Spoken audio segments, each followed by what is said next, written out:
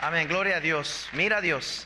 Creo que no hay algo más importante como cristianos que hagamos aprender a poner nuestros ojos en el Señor. La casa encendida con luces. En un vecindario muy querido, todos admiraban una casa que siempre sus luces estaban perfectamente alumbradas. El césped impecable, flores hermosas, luces encendidas todas las noches. La gente decía: qué familia tan ejemplar debe vivir allí. Pero un día un vecino curioso notó algo extraño. Nunca había visto a nadie entrar o salir. Llamó a la puerta, y encontró puro silencio. Miró por la ventana y descubrió algo muy sorprendente de esa casa. La casa estaba vacía, sin muebles, sin ninguna persona viviendo en ella. Todo había sido una fachada. Las luces estaban conectadas a un temporizador, pero aparentemente no había nadie, era pura apariencia de actividad. Cuando la comunidad lo descubrió, no sintieron admiración, sino tristeza. Pensaron en cuántas veces creyeron ellos en algo que no era real. Esa casa tan bonita por fuera, pero era solo una cáscara de algo vacío por dentro. Un cristiano puede vivir luces encendidas, palabras correctas, apariencias espirituales, pero vacíos por dentro, sin comunión real con Dios, sin sinceridad, sin obediencia. Por fuera todo parece perfecto, por dentro la vida espiritual está ausente. Al final, la verdad siempre saldrá a luz y el daño siempre es demasiado grande. Se pierde el testimonio, otros tropiezan, el corazón se endurece y la comunión de Dios se rompe. Vivir en apariencias quizás impresione a los hombres por un tiempo, pero entristece el Espíritu Santo y destruye el alma poco a poco. Cristo no murió para que viviéramos vidas en apariencia, sino para que viviéramos en su verdad. Hay pocas cosas más dolorosas que vivir con una máscara, fingir que todo está bien, sonreír por fuera y estar roto por dentro. Hablar de Dios, pero no caminar con Dios. Dios dijo en 1 de Samuel, por favor, 1 de Samuel, capítulo 16. 1 de Samuel, capítulo 16.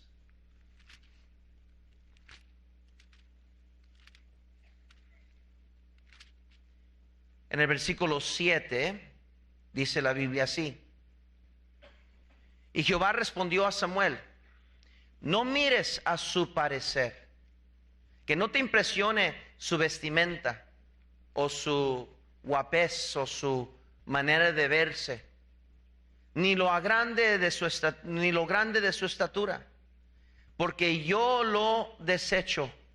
No es importante para mí, dice Dios. Porque Jehová no mira lo que mira el hombre, pues el hombre mira lo que está delante de sus ojos. Pero Jehová, ¿qué dice la Biblia? Mira el corazón. Mira el corazón. David batallaba con algo que nadie más podía ver. David luchaba por dentro. Sentía un gran hoyo, una enfermedad espiritual por dentro. Por fuera nadie se daba cuenta. Por fuera él había sido exitoso en engañar a todos los demás que todo estaba bien. Pero por dentro se estaban echando a perder sus huesos. Aquí encontramos en este Salmo 51 a David confesando su pecado, después de que el hombre de Dios viene y lo confronta y le dice: David, Dios conoce tu pecado, Él sabe lo que hiciste con Betsabé, y Él sabe que mataste a un hombre inocente, Urías Eteo. Tú has querido hacerlo en secreto, Dios lo va a sacar en público. Y David cae bajo convicción porque por fin como que alguien rompió las cadenas de la esclavitud, de la hipocresía, de pretender. No lo buscó, no lo quería, porque qué vergonzoso, qué pena es cuando nos descubren con nuestro pecado. Pero por fin lo confrontan y él tiene ese momento de realidad de que ahora ya saben la verdad, ahora saben qué es lo que yo he hecho. Y más que nada Dios me lo está confesando. Y comienza a vomitar todo el veneno que ha estado echando a perder su vida espiritual por dentro, su relación con Dios. Comienza a confesarlo y en esa preciosa oración de arrepentimiento podemos ver adentro del alma de David cómo es que él estaba batido por dentro, estaba sufriendo una agonía increíble. Se le había ido el gozo, la alegría, sus huesos ardían de convicción. Su pecado le condenaba todos los días. No podía verse en el espejo porque quizás miraba el rostro de Urías Eteo. Estaba viviendo bajo una increíble engaño, una increíble mentira. Recuerdo platicar con un hijo de pastor hace años atrás en un retiro de hijos de pastores. Y un buen joven, líder entre las competencias, y un joven bien vestido, un joven mayor de edad, hijo de pastor. Me dijo: pastor, me gustaría platicar con usted. Le dije: sí, pero aparte. Muy bien. Y me aparté con él. Y me dijo él, entre muchas cosas, lo que él me confesó. Me dijo una frase que nunca se me va a olvidar. Y quisiera predicar de esa frase con esta verdad a usted esta mañana. Lo que ese joven me dijo fue muy transparente y muy sincero. No le voy a contar todas las cosas que él me dijo, porque sería causar más vergüenza para el nombre de Cristo. Pero él me dijo esto: pastor, mi vida es una mentira. Quiero hablarles, hermanos, sobre ese tema. Pastor, mi vida es una mentira. Ahora, Dios es el Dios de verdad. Dios, dice la Biblia, que la verdad os hará libres. Dios nunca nos va a rechazar. Dios nunca nos va a rechazar cuando tratamos en verdad con Él. Siempre nos va a recibir, siempre va a haber suficiente misericordia y suficiente gracia. No importa lo que usted haya hecho, no importa qué tan terrible usted pecado ha cometido. Aquí está el ejemplo de un hombre que no solo adulteró, no solo le robó una mujer a un hombre bueno, pero mató a ese hombre. Él mató a ese hombre inocente, lo mandó a lo más recio de la batalla para eliminarlo, para que él no tuviera que tratar con ese hombre y poder tomar la mujer de ese hombre sin que nadie se diera cuenta. Pero no hay nada que se pueda ocultar de Dios, no hay nada que no saldrá a luz. Y David pensaba que lo lograba, pero él no lo podía lograr. Dios quería a David, amaba a David. David era el hombre conforme al corazón de Dios.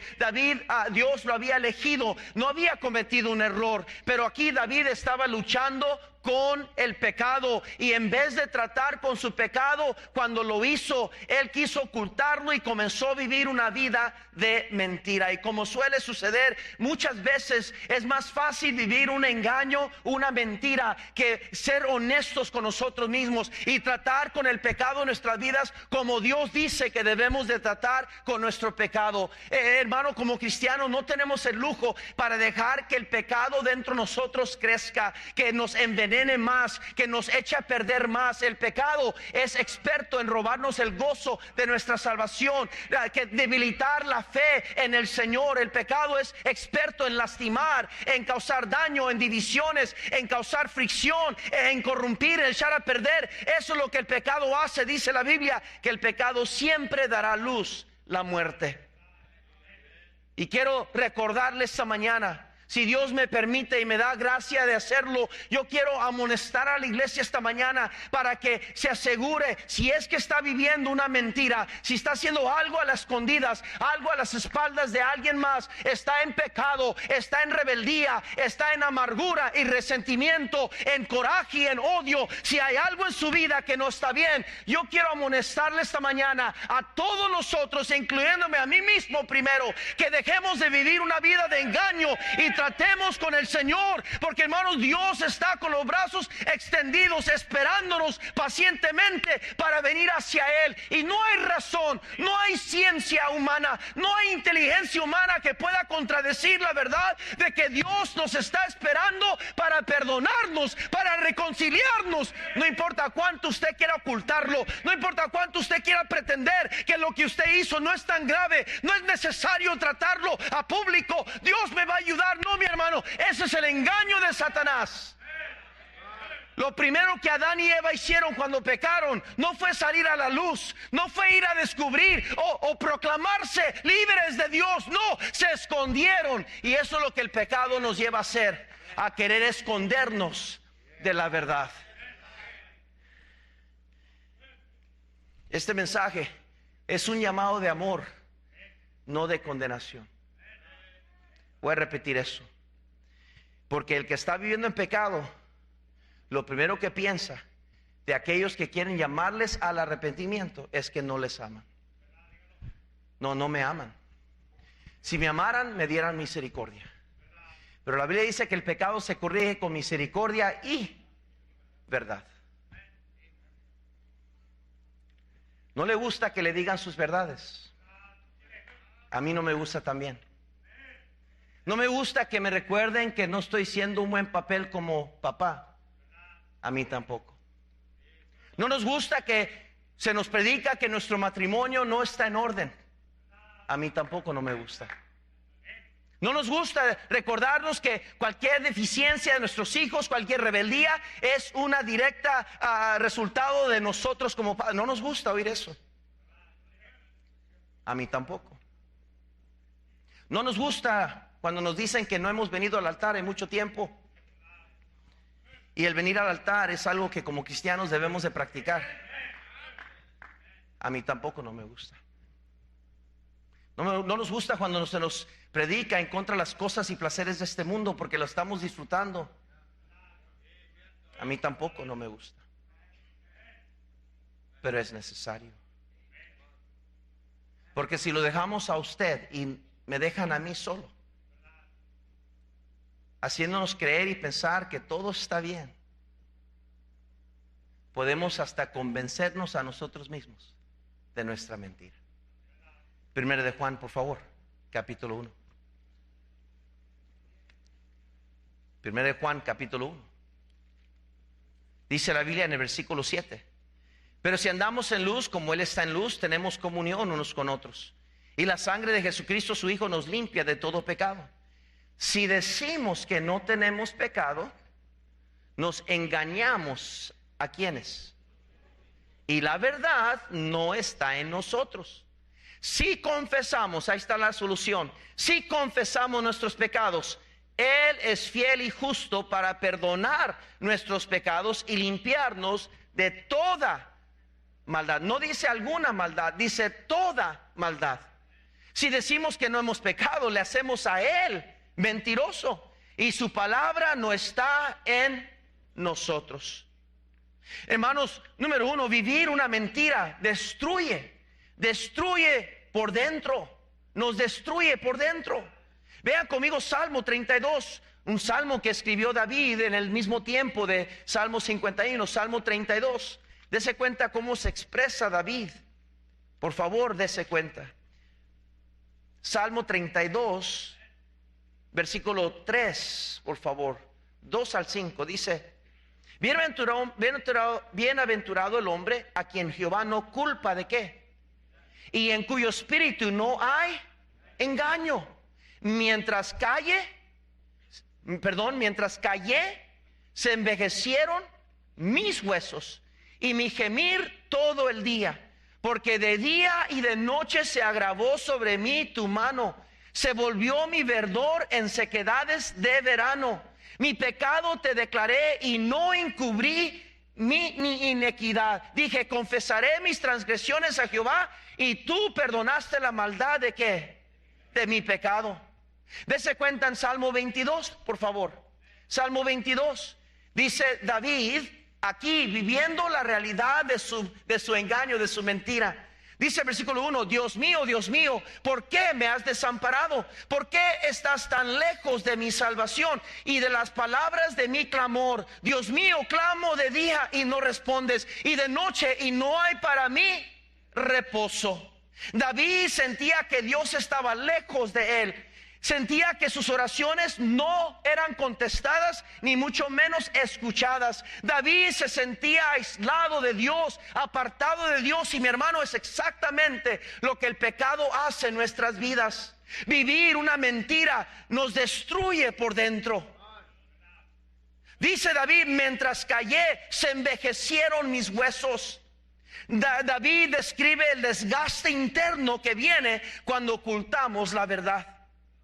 Jacob huía por años de su hermano, por la culpabilidad que él había engañado a él. Huía de su hermano, temiendo que él lo odiaba y quería matarlo. Jacob, como gallina, como cobarde, andaba huyendo por toda la tierra porque no quería confrontar la realidad de su pecado. Hay gente que no está enferma físicamente, pero el alma está agotada de fingir. Se les ha ido la salvación, el gozo de su salvación. Ya no son las mismas personas que un tiempo tenían pasión para servir, querían estar en todo, había alegría en sus rostros. Eran cristianos que animaban a otros, estaban animados, pero algo ha sucedido. No es el tiempo, no es las circunstancias, no es la crisis, no es el gobierno, no es ningún país. El problema es que estamos viviendo una vida afincada. Como dijo este joven pastor: mi vida es una mentira.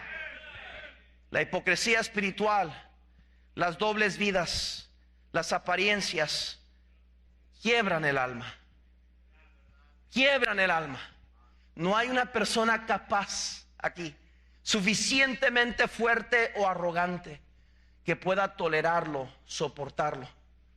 Cuando usted vive una vida de engaño, tarde que temprano, ese pecado lo va a destruir a usted.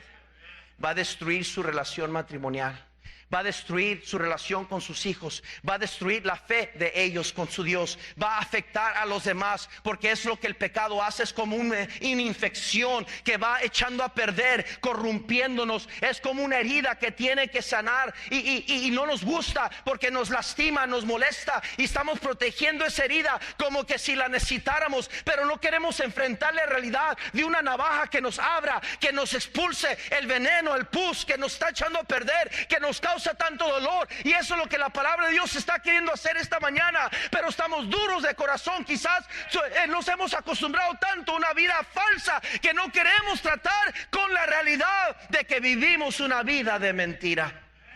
No es que usted no sea sincero con su fe. No es que usted sea un charlatán o un falso cristiano.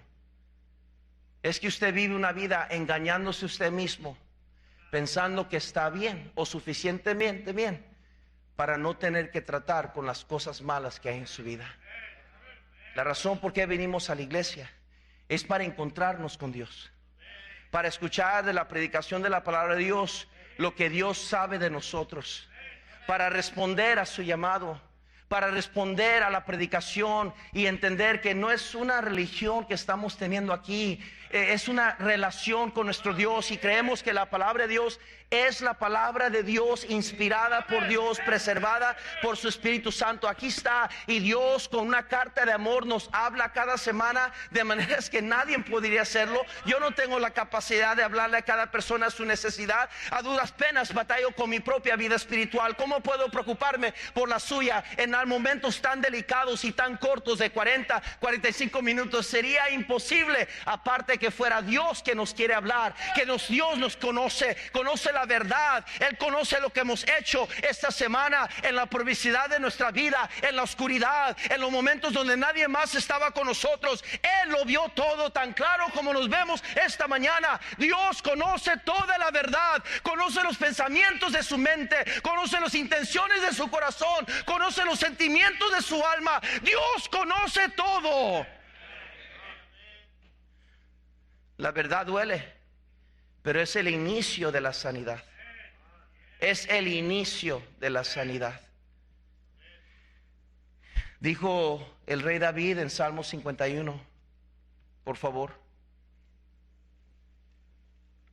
En el versículo 2 dijo David: lávame más y más de mi maldad y límpiame de mi pecado. Había una infección, hermano Jesús, una infección que necesitaba ser curada. ¿Alguna vez usted se ha cortado de manera que se le hincha y se hace una costre y hasta sana, pero usted sabe que todavía le duele? Es porque está infectado ahí. Está infectado. Una vez yo recuerdo cortarme en la pierna. Y no recuerdo el por qué, pero fue un corte que yo pensé que me sané, me puse alcohol, me limpié, pero no lo hice bien quizás. Pues sí, se hizo costre. Pero ahí duró por mucho tiempo y tenía que volver otra vez a quitar el costre y poner una bendita ahí una curita para taparlo. Era exactamente donde ponía mis calcetines. Y ahí estaba el calcetín topando con esa infección. Y nunca podía estar bien cómodo porque el calcetín me recordaba de esa herida. Y no fue hasta después de varias semanas, literalmente varias semanas, creo que meses, que una mañana me enfadé de estar atendiendo esa infección. Y recuerdo que me enfadé tanto que no me había cortado las uñas todavía, y me gusta cortarlas cada semana. Pero esa mañana dije yo: hasta aquí. Enterré mis uñas ahí y abrí esa herida. Y sí dolió en el momento de hacerlo, pero en cuanto lo abrí comencé a sangrar más de lo que originalmente había sangrado. Comencé a limpiarlo, agarré alcohol y pensé que eso me iba a hacer desmayar. Pero lo agarré, lo puse, lo limpié, después fui, metí en agua, lo lavé. Dije: ya no quiero batallar ni un día más con esto. Y lo sané. Después anduve exponiéndolo al aire para que sanara. Me tomó un día para atenderlo. No me puse calcetín ese día.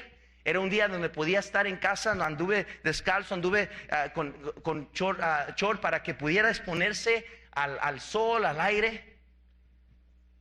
Y cuando terminó la noche, ya es cuando pude poner una venda. Me dormí y al menos un día más, creo que a más tardar, me quité la venda. Ya estaba sanado, como color rosita, ya estaba sanándose bien. Sí se hizo costre, pero no tan feo como la primera vez.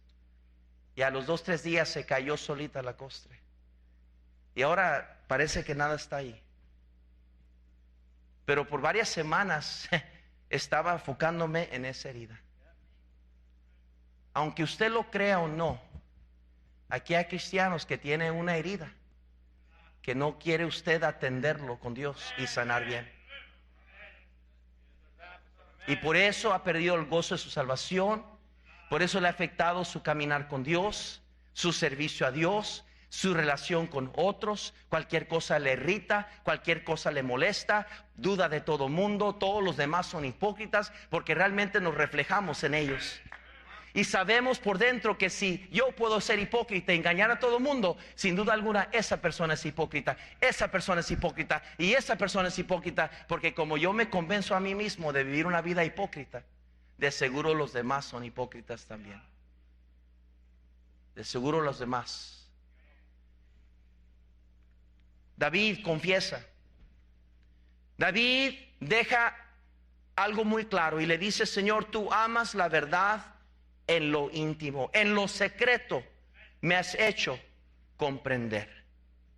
Hay lecciones que el pecado trae en nuestra vida, que nada más nos puede traer esas lecciones, y lamentablemente son lecciones a cual nosotros nos sometemos voluntariamente. Todo y porque no queremos someternos, no queremos tratar con el pecado en nuestra vida como deberíamos de tratarlo, que pensamos que nosotros tenemos más razón que Dios, que puedo yo remendar esta situación, puedo yo restaurar esta situación, yo puedo tratar con este tema a mi manera. Dios dice esto, pero yo creo que quizás eso sirve para otros, pero para mí, yo puedo hacerlo de esta manera. No, mi hermano, tenemos que tratar con el pecado como Dios nos dice, y Dios nos invita a Él, porque Él solo sabe misericordia, solo sabe perdonar, y está esperando que vengamos a Él, para que Él como doctor, como médico de médicos, pueda meterse a nuestra infección, porque ella la sabe. No necesita ninguna prueba, no necesita ningún examen, ninguna radio X, no, ya sabe el problema, sabe dónde viene, qué lo causó, dónde está, lo que nos está afectando, el peligro de esa infección, y Dios nomás quiere que vengamos a Él para que Él nos pueda exponer, pueda abrirnos, humillarnos, quebrantarnos, que lloremos confesando: Señor, es que yo he pecado contra ti, Dios.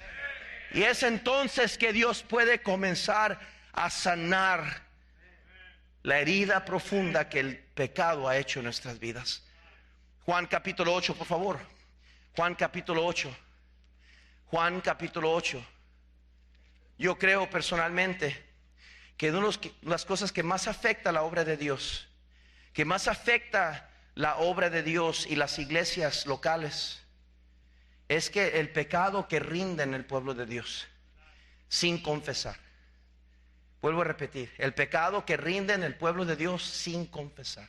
Todos pecamos, todos fallamos. No hay persona aquí que no ha pecado. No hay persona aquí que no pecó esta semana. Todos pecamos. ¡Ah!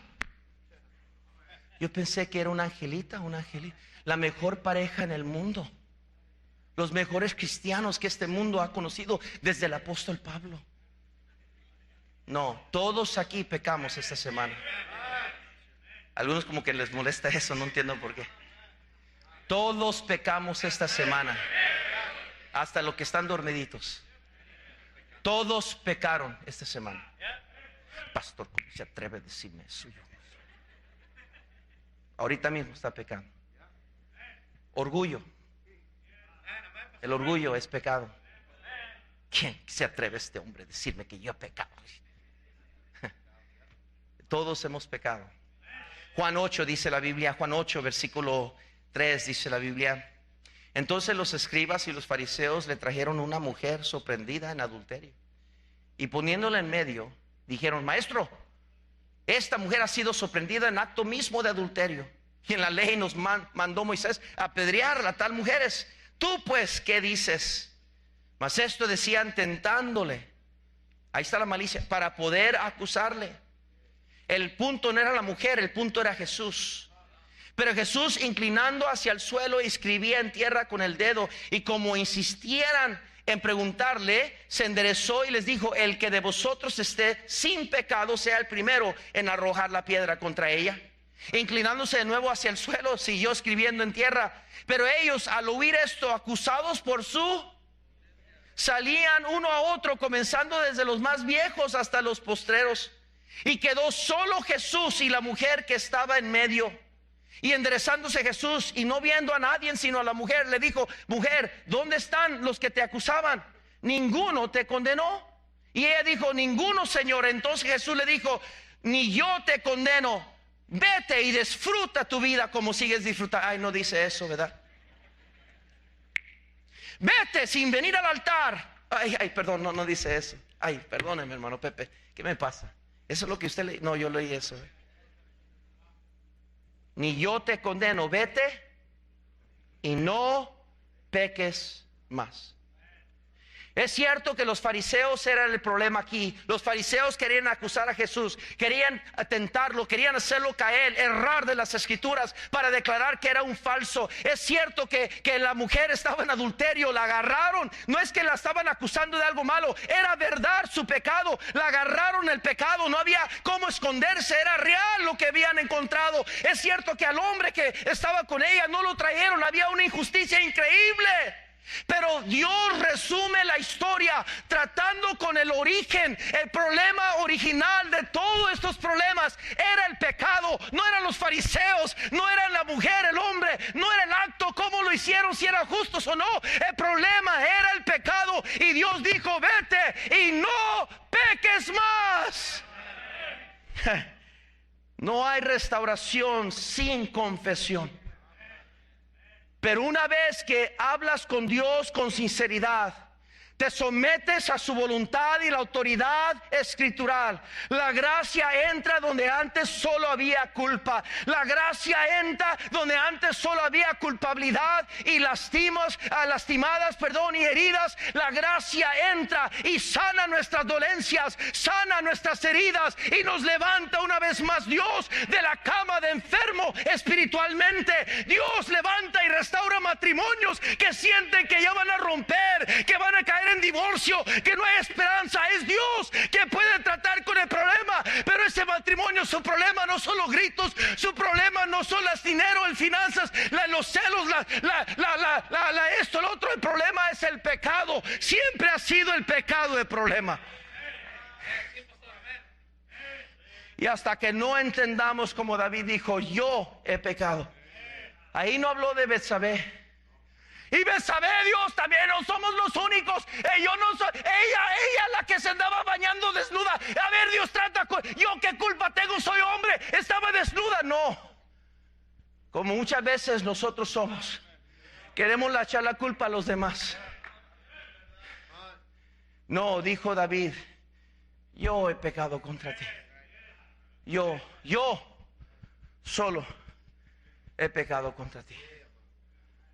Hermana, no lo puede entender, que los problemas que usted tiene en su vida, que no puede solucionar como un rompecabezas, que la raíz de sus problemas no son las piezas que no puede asemblar.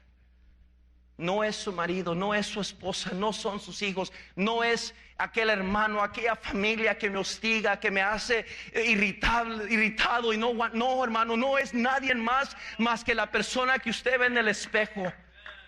Y no va a ser hasta que usted, hermanita, que está escondida bajo el brazo de su esposo, pretendiendo que el mensaje es bueno y para los demás, hasta que usted reconozca que yo soy la causante de mi fricción en el hogar, del conflicto en mi matrimonio. Yo soy la responsable por la indiferencia de mis hijos, la apatía espiritual de mi hogar. Yo soy, Señor, yo pequé, yo estoy aquí, trata conmigo, Señor. No va a ser hasta que el hombre se humilla y reconoce.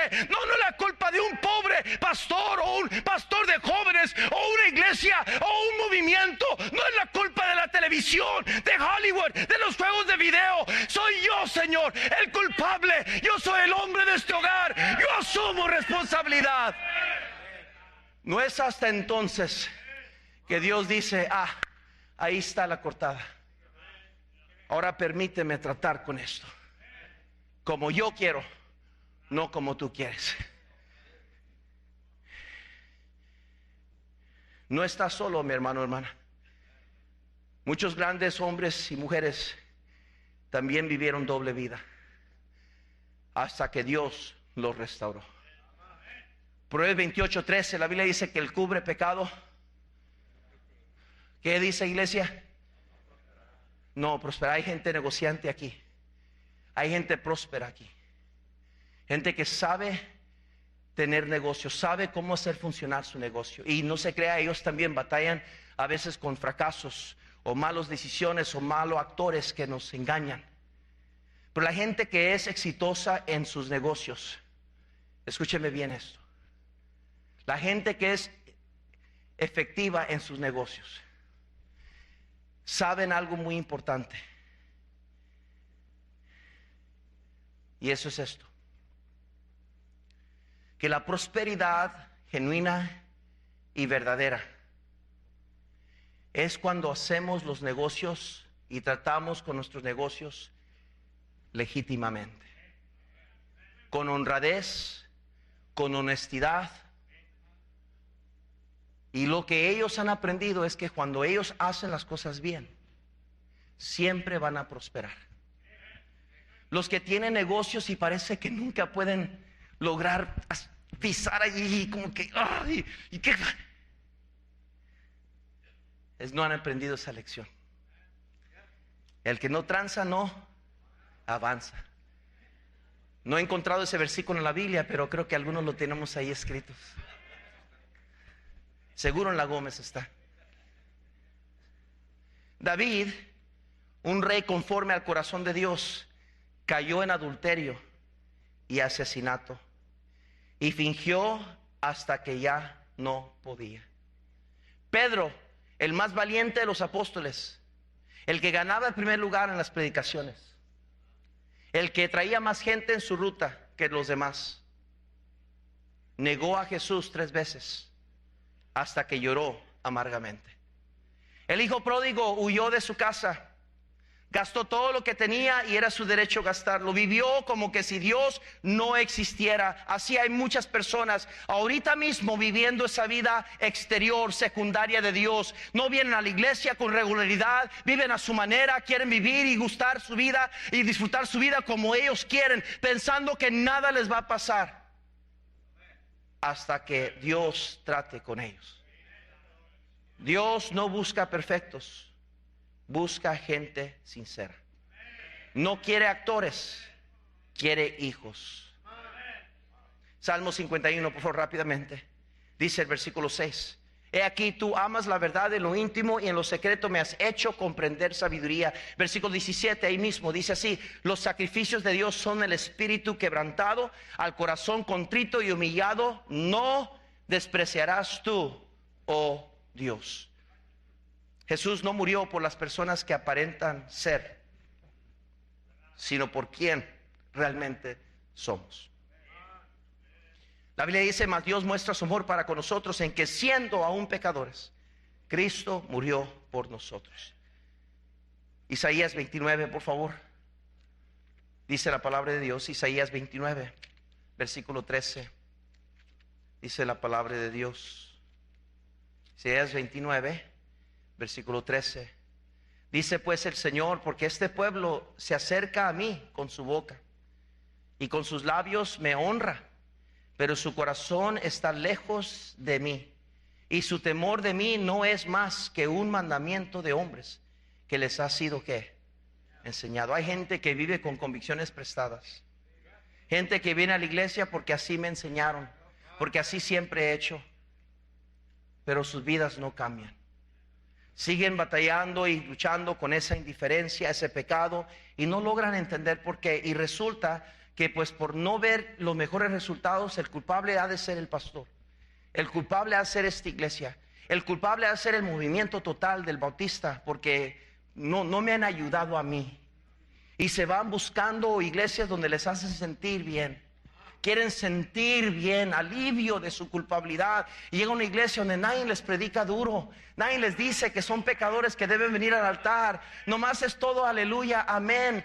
Toma mi mano y mi hermano serás, y vamos a disfrutar la gracia de Dios. Y es cierto, Dios es gracia, pero también Dios es justo. Pero esa parte no te dice, nomás hay que sentirnos bien, aleluya, gloria a Dios, amén. Kumbaya, my Lord. Kumbaya, oh Lord, kumbaya. Y termina el servicio, mira, te sientes bonito, yo me siento bonito, me gusta sentirme bonito. Su vida es un pedazo de problemas y sus hijos no vienen a la iglesia. Ay, pero me sentí bonito. ¿Qué prefiere usted? Que vaya al doctor y el doctor le diga: no, pues te ves bien, tranquilo, échale ganas. O que un doctor te sienta y diga: mira, ¿sabes cómo? Mira, ¿sabes qué? Estás sobrepeso.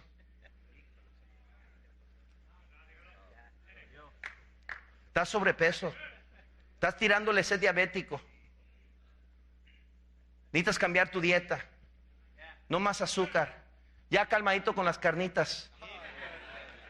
Ese doctor no tiene amor. No, vámonos a otro hospital. No, Él nos va a decir lo que necesitamos escuchar. Cuando lo verdadero en ti se encuentra con lo verdadero de Dios, ahí comienza la transformación. Cuando lo verdadero de ti y en ti se encuentra con lo verdadero de Dios, ahí comienza la transformación. Deje de vivir la mentira. Hay una nueva historia esperando para usted. En Juan 8:32 leímos, Juan 8:32, ya voy a terminar. Juan 8:32, esa es la parte mejor de lo que se ha predicado, obviamente son las buenas nuevas. Juan 8, no se vayan ni todavía, ya voy a terminar. Juan 8:32, por favor.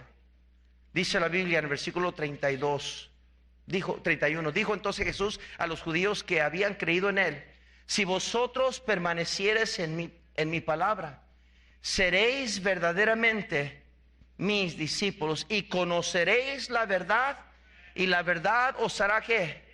Libres. Conoceréis la verdad y la verdad os hará libres. La libertad no viene de ser bueno, sino de ser real delante de Dios. Entiéndalo, la libertad no viene a que otros no me descubran, a que otros no me agarren el pecado, entonces puedo disfrutar no, la libertad viene cuando confesamos nuestro pecado y venimos ante la verdad de Dios y Dios trata con nuestra culpabilidad. Es el único momento donde podemos comenzar a vivir esa vida que Dios nos promete vivir, una vida libre en Cristo, una nueva vida en Cristo, una esperanza nueva, una oportunidad de levantar las piezas rotas de mi vida y que Dios las pueda tomar en su mano como el alfarero y hacer una pieza nueva para su gloria. A lo mejor yo fracasé, a lo mejor yo rompí mi hogar, yo eché a perder mi matrimonio, pero Señor, yo sé que no hay nada imposible para ti. Voy a quitarme del lugar, no voy a dejar de ser razón por el cual detener la bendición. Voy a arrepentirme, voy a confesar, dejar el orgullo a un lado y aceptar responsabilidad, aceptar culpabilidad y dejar de señalar y apuntar a otros. Y yo voy a arreglar, porque yo no quiero razón por el cual estorbarte, para que tú puedas sanar mi familia. Lucas 5 nos dice esto, versículo 32.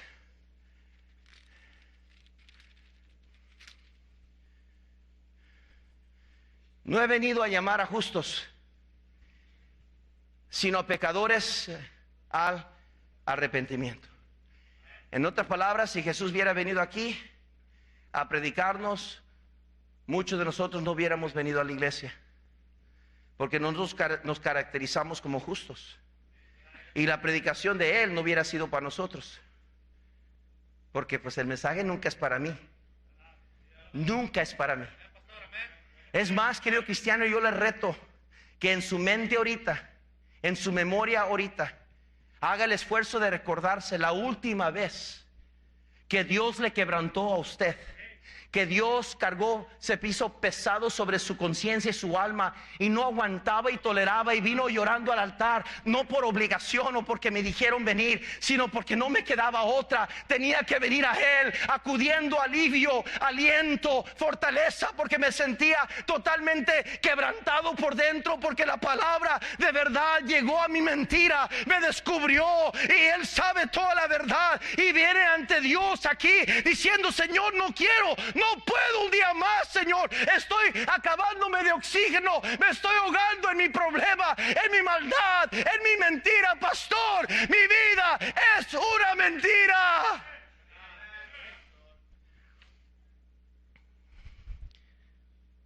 Hoy, querido amigo, amiga, hermano, hermana, puede decir: Señor, ya no quiero vivir en mentira, ayúdame a vivir en la verdad. Si hoy siente que su vida es una mentira, no huya de Dios, acérquese a Dios. Toma un paso hacia Dios, Él va a tomar 2 pasos hacia ti. Cristo le dijo a sus discípulos, antes de enviarlos y antes de ir al cielo y dejarlos: cuídense, muchachos, cuídense. ¿De qué, Señor? ¿Nos cuidamos de los romanos, los soldados romanos?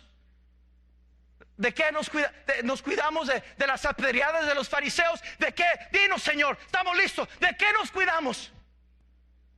De los serpientes de que nos quieren picar y los venenos de este mundo y las tentaciones. Las mujeres, Dios, nos cuidamos de que dime para estar listo. Dice el Señor, cuídense de la levadura de los fariseos, que es la hipocresía.